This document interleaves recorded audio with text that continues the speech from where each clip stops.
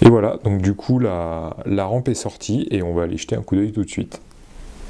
Moi je vais pas m'aventurer sur cette moto-là à faire de gros travaux, à tripoter les carbus, etc. Mon objectif ça va surtout être d'ouvrir au niveau des cuves pour voir s'il y a des dépôts, comme la moto n'avait pas tourné depuis un moment, voir s'il y a des dépôts, voir dans quel état ça se trouve, et surtout en fait euh, sur ces motos, bon les carbus sont assez sensibles, il y a pas mal de paramètres qui peuvent faire que la moto tourne plus ou moins bien, mais les grands classiques en général, c'est quand même les pointeaux qui permettent en fait, de fermer sur le siège, de fermer et d'ouvrir les passages d'essence de la cuve vers le carburateur.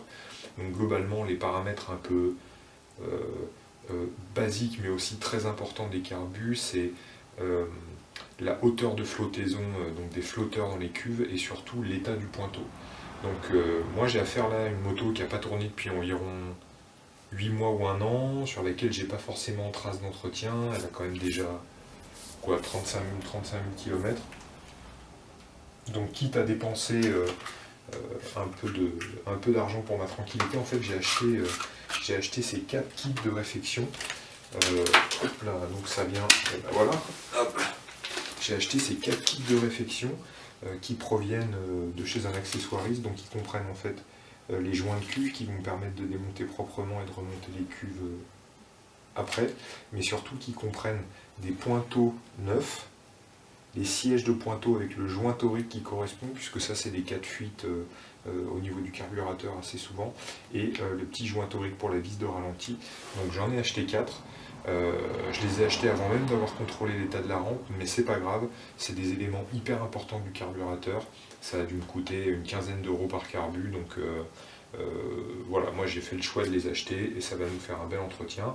Donc on va démonter les cuves, regarder l'état, changer les pièces, contrôler les hauteurs de flottaison, contrôler les ouvertures de vis de ralenti par rapport aux valeurs qui sont données dans la notice technique.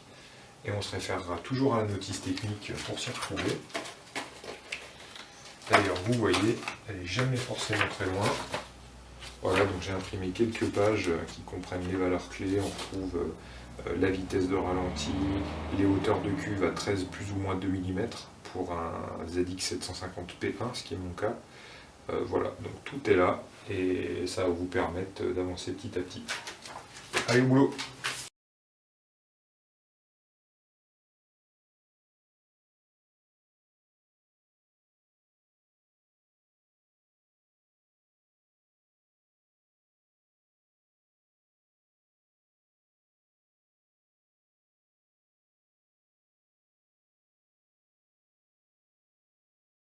Les kits comprennent donc le joint de cuve, le siège de pointeau, le pointeau et le tout petit joint torique minuscule qui sert en fait à l'étanchéité des vis de ralenti, donc je les ai changés aussi.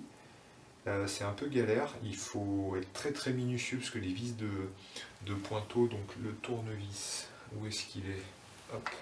Les vis de pointeau, les vis de ralenti pardon, se trouvent ici, ici, ici, ici. On en a une par carburateur. Faites très attention, c'est très très fin. Et la galère, c'est pour aller récupérer en fait au fond la rondelle et le joint torique. Donc pour la rondelle, bah, si vous avez comme moi un tournevis aimanté, ça vous élimine déjà un problème. Vous mettez juste la pointe sur la rondelle et elle revient avec le tournevis. Et par contre, après, pour aller récupérer le joint torique, c'est un peu la galère. Et je m'en suis sorti en fait avec un bout de câble électrique rigide de bâtiment. J'ai fait un tout petit coude. J'ai fait un tout petit coude au bout du câble et ça me permet d'aller chercher au fond et d'aller récupérer le joint torique. Voilà, et bien pour la suite, on va faire le montage des sièges de pointeau et ensuite on mettra les pointeaux et on fera surtout les réglages des hauteurs de flotteurs dans les cuves. On a changé les sièges de pointeau et les pointeaux sur les 4 carbus. Et donc avant de refermer, puisque tout est plutôt en bon état, on va contrôler, c'est impératif, les hauteurs de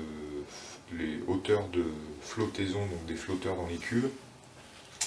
La notice technique vous donne une hauteur, donc pour un ZX7R 750P1, donc mon modèle, la valeur qui est donnée est de 13 mm plus ou moins 2 mm.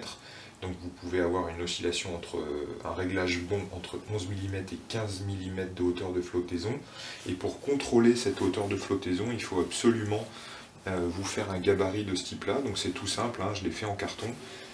Et ça va vous permettre de venir en fait appuyer le gabarit pour mesurer la hauteur sur le bord des cuves, ce qui est votre référence, et puis contrôler la hauteur de flottaison.